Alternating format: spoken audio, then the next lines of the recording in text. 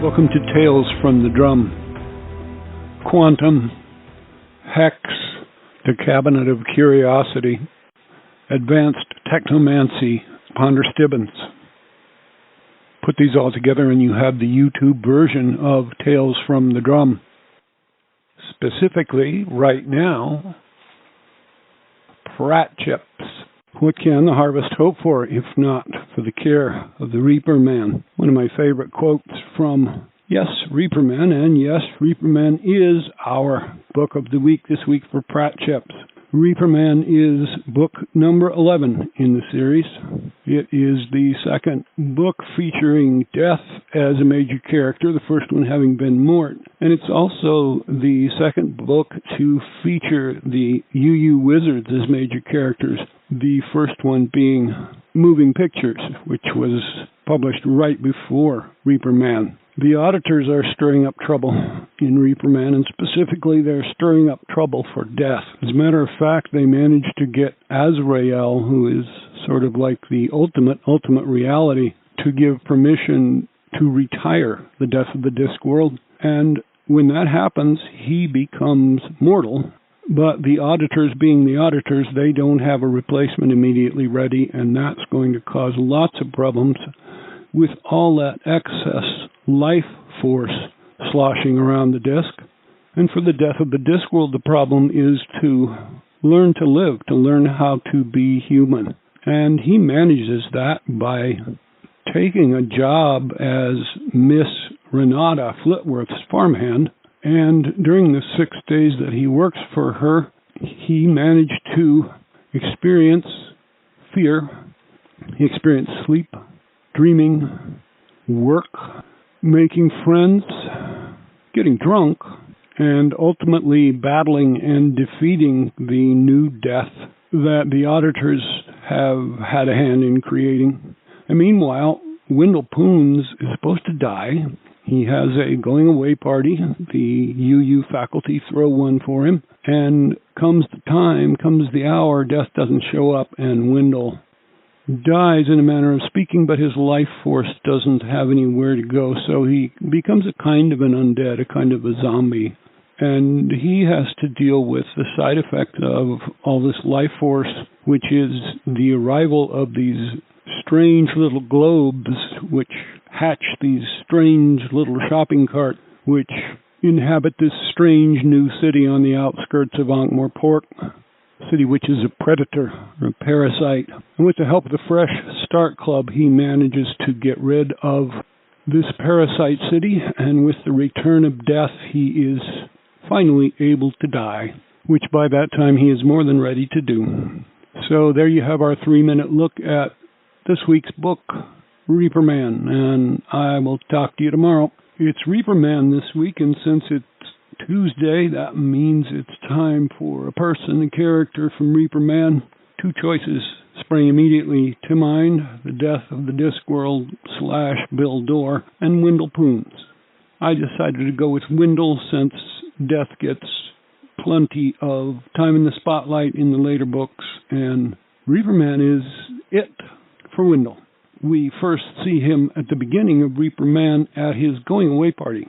That is to say, he is going to die, and as all wizards do, he knows the hour of his death, and so his fellow wizards are throwing him a goodbye party. And when the time comes, to everyone's surprise, Wendell doesn't have Death show up to take him, which is very bad form, because all wizards are supposed to be collected only by Death when they cross that final river. He dies in a sense, but he is not really dead, and that's because the Death of the Discworld himself has been retired, and so Wendell is going to have to sort it all out. But before he begins to do that, he begins to find out what it's like to be undead. He feels completely young again. He has incredible zombie-like strength. His hearing and his sight become as good as they were in his youth. However, the wizards do their best to try to make sure that as an undead he is done away with, causing the Bursar to scream, "Undead! Undead!" every time he turns around.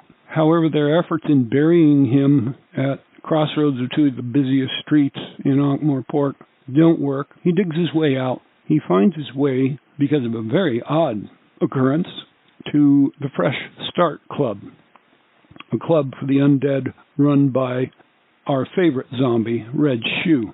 At this point, things start to get really strange for Wendell, and he ends up having to spearhead an expedition to destroy a parasite city that has popped up outside Ankh-Morpork, probably due to all this excess life force sloshing around because no replacement for the death of the Discworld has appeared.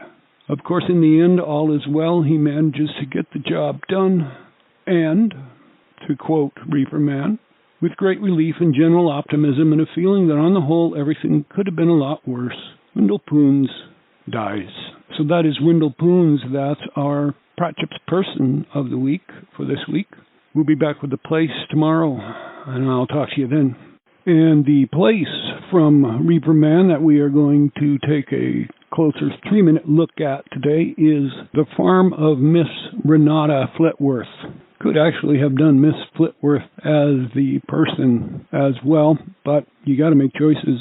Anyway, when Death is retired and takes on a sort of human persona, he becomes Bill Dorr and becomes a 6 pence a week laborer on Renata Flitworth's farm. Now, this farm is located on the outskirts of an unnamed village in an area which is probably pretty close to the Ramtops. It is kind of a run-down farm. She doesn't keep a regular farmhand. She hires men from the village when she needs help. And although she is a very tough old lady, her farm is a bit on the run-down side. But in the 6 days that Bill Dorr is there with her, he manages to spruce things up quite a bit, and he also manages to bring in the entire harvest from the farm, which we are led to believe is fairly considerable. Bill Dorr is told off to sleep in the barn after he is hired, and the barn is a very typical barn, and Bill Dorr stables Binky in there and sleeps in there, finds himself attempting to sleep that very first night, and then 8 hours later realizes that he's lost 8 hours out of his life and he doesn't know what happened. He learns, of course, that what had happened is that he was asleep. And this disturbs him. Now, let's face it, this terrifies him.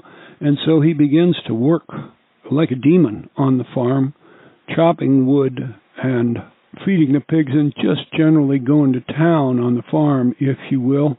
And he also tries to teach the farm's dyslexic cockerel, Cyril, how to crow the sunrise correctly, how to say or do cock-a-doodle-doo.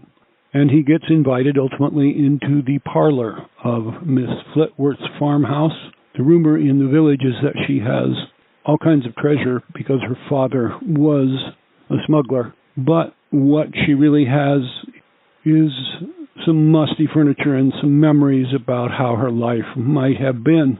Such is the farm of Miss Renata Flitworth, and such are the experiences of the death of the Discworld as Bill Dorr on the farm of Renata Flitworth. And we are done with the farm of Renata Flitworth for today because I am out of time. So I will talk to you tomorrow. And it's Thursday again already, which means it is time to consider our thing from Reaper Man. And there's a lot of latitude when it comes to selecting things from a book, of course. And it would be tempting to select some of the things which made up the parasite city or the predator city which arose outside of Ankh-Morpork. But I have chosen as our thing to take a 3-minute look at the combination harvester. And there are a couple of reasons for that. First of all, it is something that deeply offends Bill Dorr, and it is something which presages or presages, whichever you want to say the word, further technological innovation down the line. The combination harvester is, quite simply put, a machine designed for harvesting corn. And Bill Dorr is so offended by it because, as a machine, It cannot care for the harvest. It cannot care one bit for the harvest. And he actually races it as it is running in a field next to him to harvest corn. He races it using his technique of cutting one blade at a time, and he almost wins. But he ends up sabotaging it as part of his effort to defeat the new death of the Discworld, and he does so in part by removing a small but critical part called a 3/8 Gripply. The person who first asks Bill Dorr to hand him a 3/8 Gripply is Ned Simnel, who is underneath Combination Harvester in his trying to put the finishing touches on it. Ned is also the village blacksmith, and Death has come to see him as Bill Dorr in that capacity. But we also see Ned as a tinkerer and as a person who believes that technology is the future of the disc, and his Combination Harvester is a step along that road. And it turns out that Ned Simnel is the father of, yes, Dick Simnel from Raising Steam. He is the father of a young man who actually does learn to harness the power of steam and puts it to work as a source of locomotion, thus bringing into being the railway and ushering the disc, for better or worse, into the industrial age. But to the death of the Discworld as Bill Dorr, the Combination Harvester is an abomination because it does not, as he does, care for the harvest. And as he says, what can the harvest hope for if not for the care of the Reaper Man? I'm out of time this week. I will see you next week with a new book. Have a great weekend and mind how you go.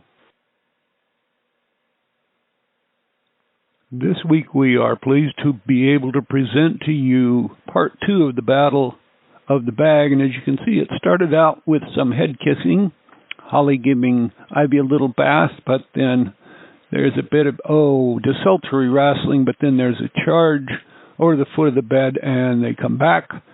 And Holly is actually in a defensive position at this point. Ivy swats her, and who's going to make the... Holly makes the move, and she takes Ivy down right at the left side of your screen. And now they're down at the bottom of the bed, and Ivy has come around on Holly. Ivy's got the bag again. And we have some tail lashing action, and then Ivy is getting down in her defensive position, and Holly is, there's a little,